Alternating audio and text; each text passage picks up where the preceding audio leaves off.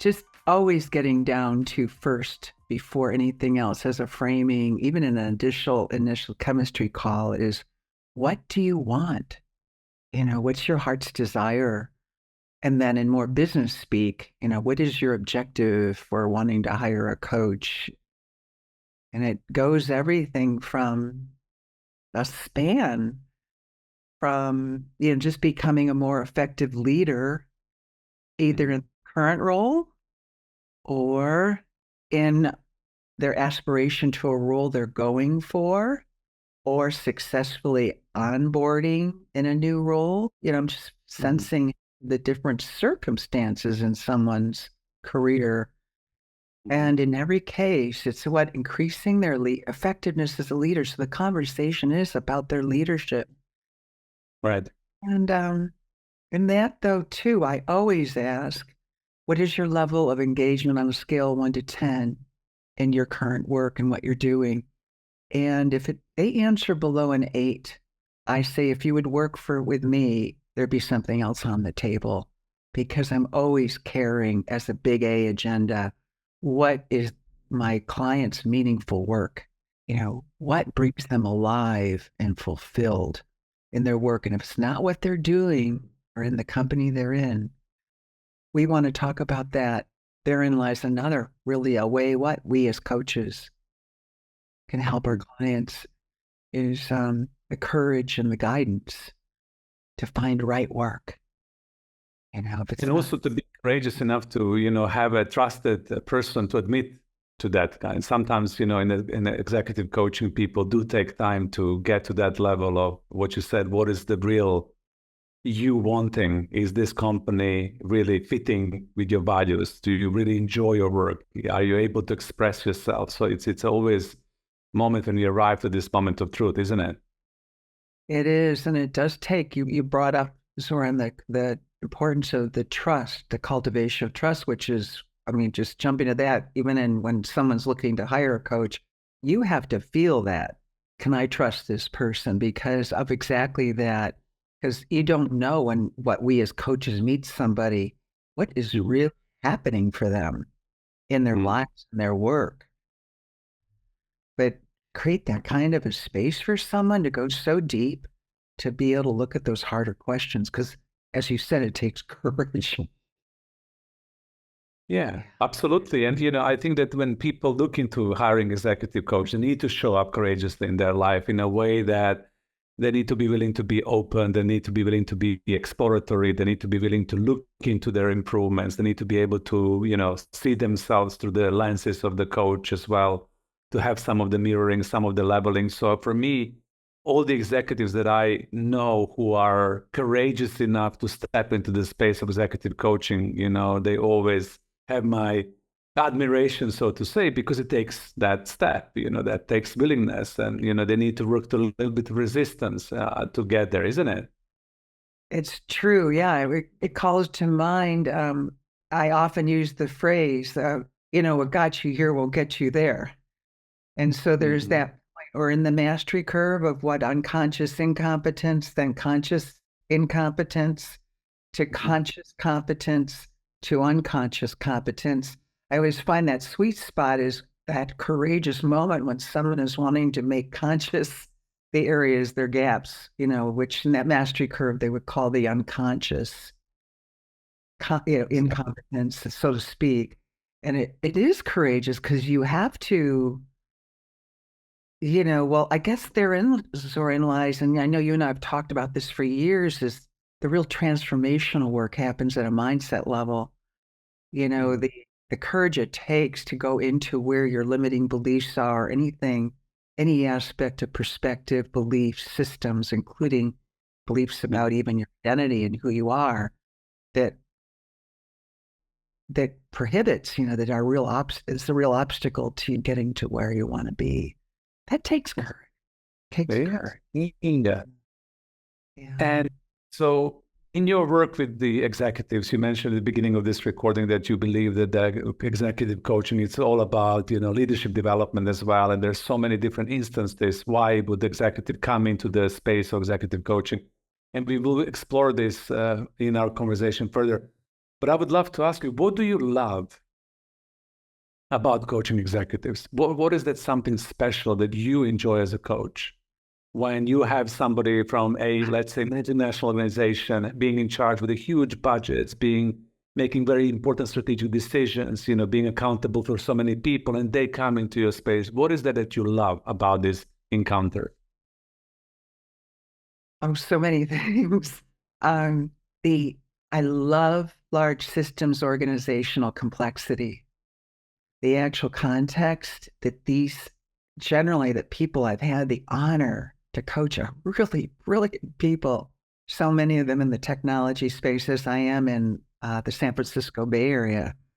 But the other one is just the juice of the business drivers, of that edge, of the competitive backdrop that they are operating in to be their best and to rise. And also, I only work with cultures I completely align with. So what else brings me alive is thriving, amazing amidst, all their dysfunctions. All of them have that, but thriving, mission-inspired cultures.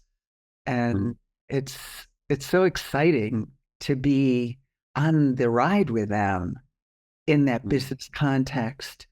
And the other thing that from the time I was a psych major in college and even before, is in my deepest excavation, because this is my second career, I thought, what is it that I just love speaking about more than anything else? What is my most favorite conversation to have on my life? And it's about human transformation and change.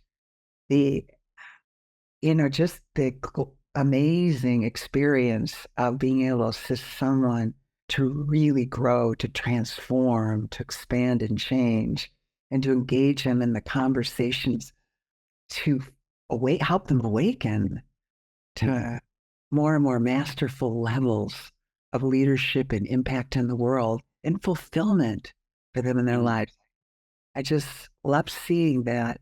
And the other one that comes up is some people I've spoken with love to go in and out, like, oh, I'll be a keynote and then pop out. I really, and I know this is true with you too, I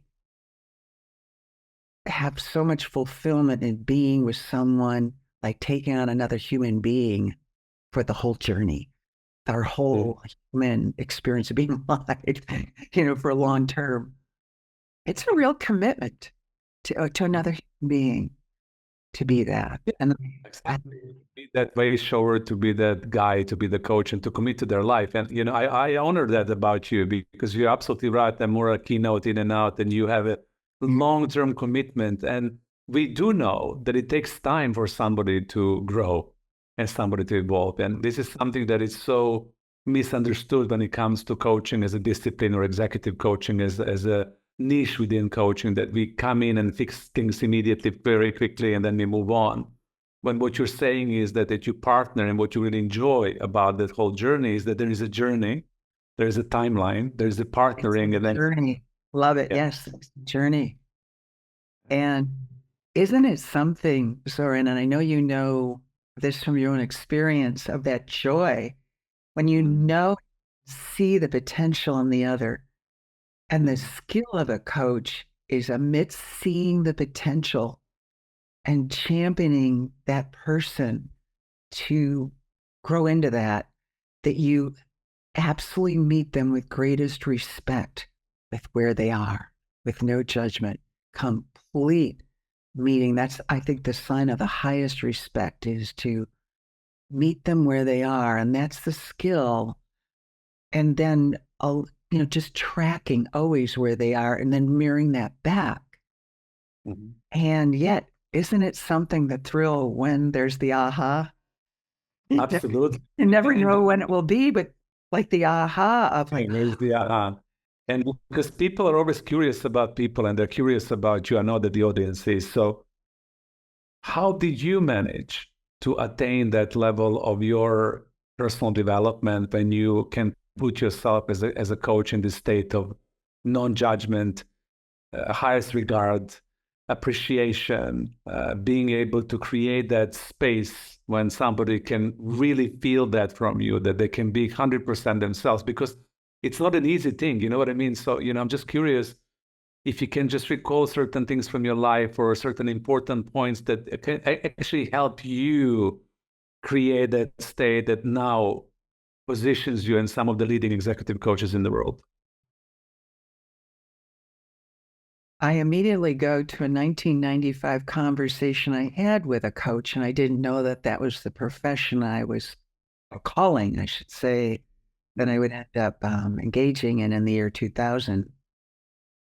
But he and I had a deep conversation about consciousness growth, the journey of spiritual, conscious, psychological, emotional, spiritual growth of a human.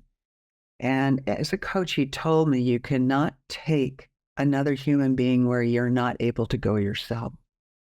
And that is a core fundamental premise that I have seen borne out without exception when I listen for, where that person cannot go. And I remember in coaching school, the trainer turned to me in a very intense process. Everyone had to identify, where is it that you cannot go? Mm-hmm.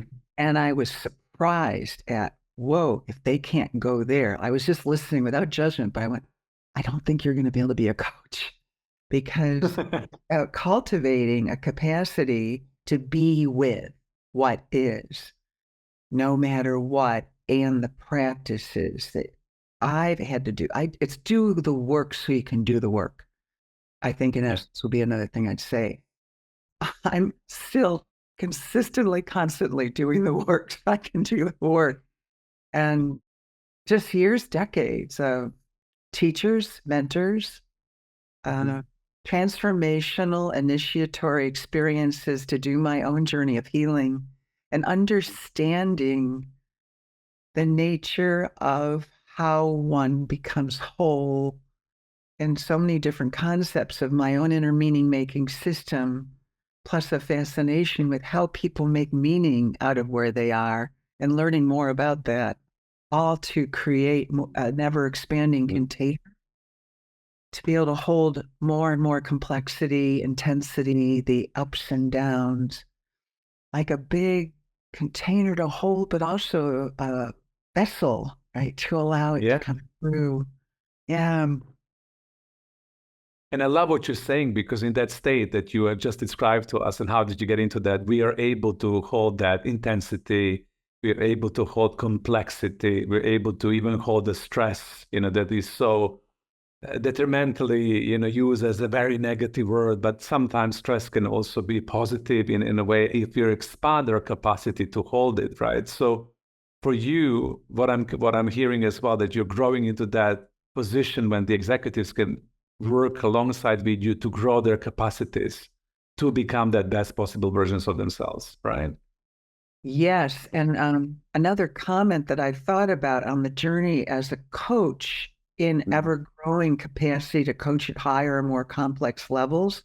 I use the word higher consciously because as it is still a hierarchical structure where there is a growing and a higher level. And I have noticed memories, actually, with great humility of the journey of assessing my own capacity to hold and be with and meet different levels of executive leadership. And here I am 25 years in, but I remember being put forth by a member at Intel Corporation in 2011 that was on the executive committee. He was one of the top execs. And as soon as I had the elevator and got off on the floor, this woman who was the internal coach place, she said, I'd like to give you that experience and see, because you've done so well here.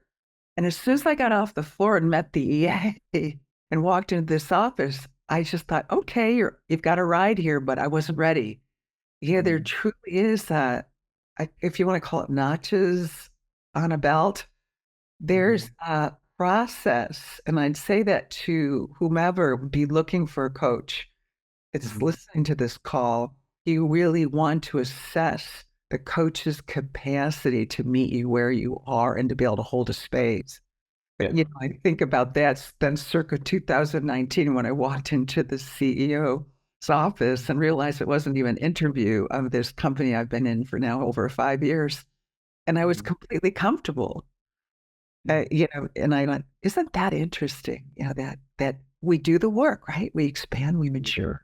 Yeah. That's what I mean. I think it's important for people to also hear, from the coaches who are positioning themselves as, somebody like yourself working on a very high level that we call executive coaching, that we do need to do the work and expand our capacity to hold that state of unconditional love, unconditional presence, unconditional acceptance, unconditional regard, being able to meet people where they are, and then building their own capacity to feel the same thing as well, because otherwise it really doesn't work as transformational vehicle. And you and I both know that coaching is all about transforming oneself to be able to transform others.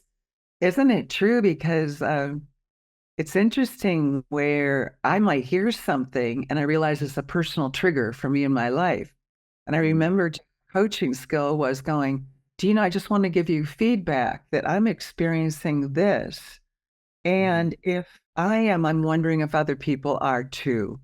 And to objectify it, but also do that self-management going, over here, that was actually a personal trigger in my own life of how that person is. But then to immediately go back to holding that person and not make, it's not about anything about me. It's about mirroring and beating back, being that really trusted source of honest feedback to the client. So there's a lot of self-management involved too, which I know you can well identify with all your years. Exactly. So, and in your opinion right now, at this moment in time, where we are recording, which is 2024, maybe people will listen to this podcast in 100 years and like, oh my God, they recorded in 2024. And maybe future version of ourselves will watch the podcast and say, my God, how good are we? Anyway, so was that who we were? Exactly. At this moment in time, what are the most important challenges that you see executives are facing from your point of view? What is it that they really, really struggle? Like one or two that we can decode or talk about or highlight where we really feel that coaching can support? Without hesitation, how to manage the sheer stress of the uncertainty, ambiguity, forces at work. I had a penetrating conversation with who I'm honored to work with is the most evolved human I've ever truly heard. A CEO person speaks so candidly, and he calls it the headwinds. Okay.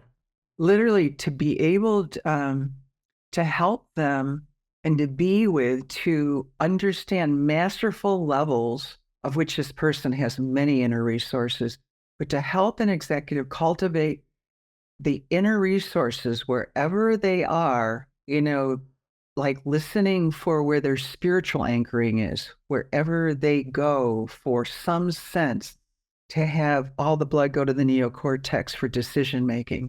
The level of complexity of making decisions amidst all, and I'll use this leader's language, headwinds that are unprecedented. Global supply chain, to watch this company, for instance, and other companies manage through COVID, the level of capacity and mastery of cognitive complexity and self-awareness of their inner state, that they can continue to stay clear and take care of themselves and bring in a sense of how they're keeping themselves in balance. Wow. There's sheer intensity of managing in the environments they are. And they're the ones calling the shots. I think I read a study, 49% of a company's performance, I'd like to look that up for an update, is attributed to CEO decisions. Of course. Yeah, I agree. I think still we're living in that system, and the CEOs and executives, executive boards they do make those decisions, and then everybody executes. So you mentioned sheer complexity, the headwinds, making decision in ambiguity, not knowing, Speeding up. It is speeding so up, speed. yes, speeding up, right? So the pace of everything. And then you also mentioned that, being able to, get into the self-regulation and balance. So I missed all of that complexity that you can feel, or the executive can feel, I'm taking care of myself. I'm not losing myself inside of it. So I can still maintain my core stability, right? I can still be within the parameters of balance and not get burned out, basically, right? Really? Oh, yeah. I just had a call last Thursday. He called me on the way home, one of the executives I'm working with, and called me in his car. And I said, "How are you?" Because I know the current circumstances of his situation. And he just said, feeling, the burnout. And I go, "What are you going to do this week?" And he's taking a day off. But I said, "You know what to do." And he said, "Oh, yeah." He's a mountain biker and he knew what to do. And I just wrote him like Monday and I just said, "So how are you?" He goes, "Back on the plate." Yeah. But just level of what capacity, I think the mastery is the efficiency, effectiveness, and how you recenter to every Mhm. sense of your inner resources to have clear mind, healthy, vibrant aliveness to continue return, right, to the moment. Mhm. Just for your listening ability to listen, to be able to think, just speed to decision. That's the other thing that's changed. Speed to decision on these executives, which you've seen as well. Yeah, yeah. Yeah. Yeah. Yeah. I like, I came with this new term from a colleague of ours who live in Singapore, and then he introduced this to me. He was calling his executive coaching clients corporate athletes. And I really love that term, corporate athlete, from the sports analogy, when the athlete is somebody who is able to do exactly what you're saying, self-regulation, self-mastery, being able to make decisions, being able to exist within the strong headwinds, being able to show up for himself, and his well-being or her well-being, the female executives. And I love that, the athletic part of it, because at times when the executives were overworked, burned out, unhealthy, it's gone. And drinking used to be like just all the decades ago when there'd be Yeah, drinking. yeah, drinking culture, smoking culture, being in the clubs, being, like unwinding the nervous system from the pressure through different addiction. That's time is gone. Now, a lot of executives do want to have long lives. They want to have an amazing careers. They want to be healthy. They want to be happy. They want to have good marriages, good intimacy. They want to have Oh, all yeah. They want to see you. They want their children. They don't want to do oh yeah. gosh, the grandchildren. And then they get the chance. You're right. And then the other one is how many want the third act. They vibrant and contributing after and the word retire is it's moving on to yet the age of creativity. And they want Mhm.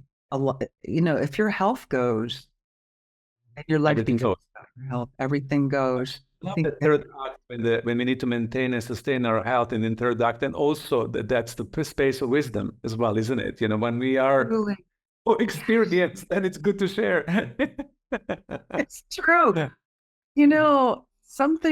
That's another comment as that I know you also would identify with is the honor and privilege we have as coaches to mirror back the wisdom our clients are garnering when they from themselves integrate their learning from an experience into the lessons learned, and then they get to carry that forward for both themselves, also to inspire, enroll, motivate, inspire their teams or organizations from the place that they've continuing to become and grow. And I just experienced such a privilege to be able to mirror back someone's wisdom. Mhm. It's just that pleasure of being able to be a mirror like that for someone and deeply see them at their best. And the number of thank yous, isn't it something to watch that moment? I behold it when someone goes, "Thank you." Or so, Mhm. and I'm just mirroring back to you. Isn't it? Yeah.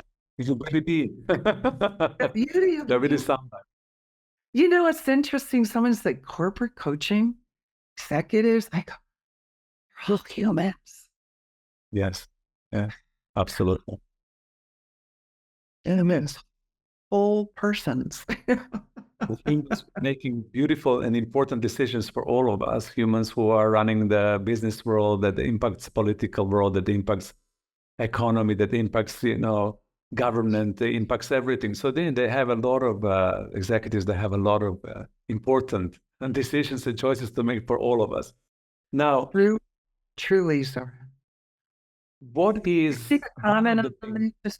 May I make one comment on that? The other part is the feedback. If someone is actually not connected all the dots yet to their deeper sense of mission and purpose, that's another talk about what the fire that takes no wood, the creative fire that takes no wood within, is that activation also another of the larger picture of why they're doing what they're doing, connecting that back to a deeper sense of life purpose.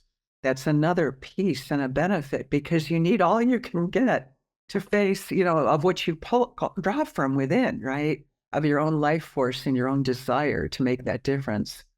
And just wanted I actually wanted to ask you about that, but you're like, wow, you're already there, because one of the important things that I feel that you bring, and I know of you in your executive coaching, is that activation of somebody's purpose. And I love the analogy that you use. There is a fire there, but there is no wood, or the wood without fire, however beautifully you said it. But that activation. No wood. Yeah. So tell us again, and for people who are listening, especially for the executives who are in that situation, why do you feel the activation of that life purpose and connecting the life purpose to the true expression of the work, it's so vitally important for all of the executives and leaders nowadays, especially amongst the complexities that we have discussed, all the coaching topics? It's hard to not feel a projection of my own sense of the days when I just feel off, of how I remember why I'm doing anything.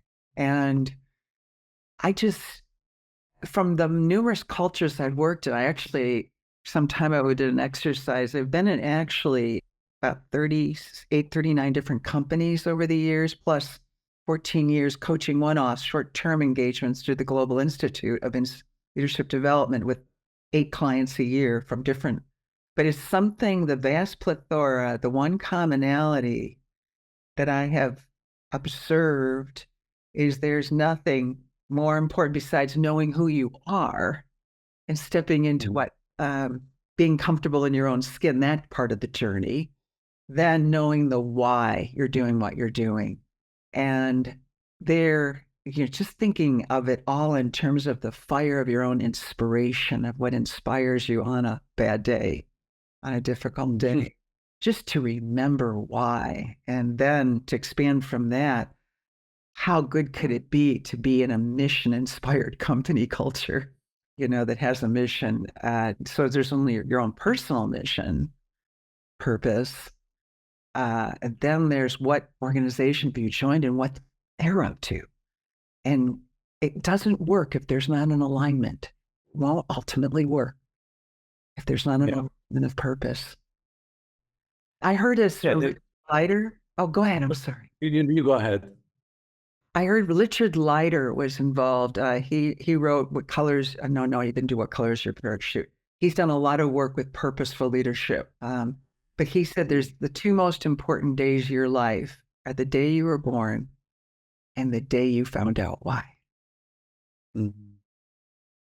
And I brought that story. Do you know, it's something, it could be in the midst of their corporate objectives and, what they've got to get done, which is also another critical part of a benefit of coaching to leaders at all levels and executives, is understanding the objectives and what their business objectives are, because ultimately it's about reaching their business objectives. But in the midst of all that, for them to then excavate the why I'm doing this, when you get someone that really, really gets it and connects it to my own deepest desire for making a difference. That's what it is. My own deepest desire for making a difference. And that's And then there's the fire, and then there is the wood, and then there is everything, right? Yeah, exactly. let Exactly. Yeah, then. let's what is it going in? Yeah, Let's yeah, absolutely. Because we got into the essence of it, and I really love, the people to understand, the depth, especially executives and leaders and HR executives who listen to this podcast, to understand the depth. Because without that, we just become superficial, and it really doesn't work. And I completely agree with you. When people don't connect to their life purpose, and this doesn't align to the mission of the organization they're working with, it's challenging. Then it becomes, a weightlifting exercise, or, working against the winds, and, you deplete yourself. So somehow you need to find a way to create ideal circumstances when that alignment can happen. So I hardly support that. I see it like you. Yeah. And go back to your statement, to circle back about the courage it takes to get on this journey, and then to decide you want help and assistance and partnership. Yeah. For the coach, is the courage it takes if you are not in right placement with your work. Exactly. To take a deeper look, to take that deeper look. And, I think this is when I look at the world, the addictions and the going to sleep at the wheel and just not able, it's hard life that is. It's like, it's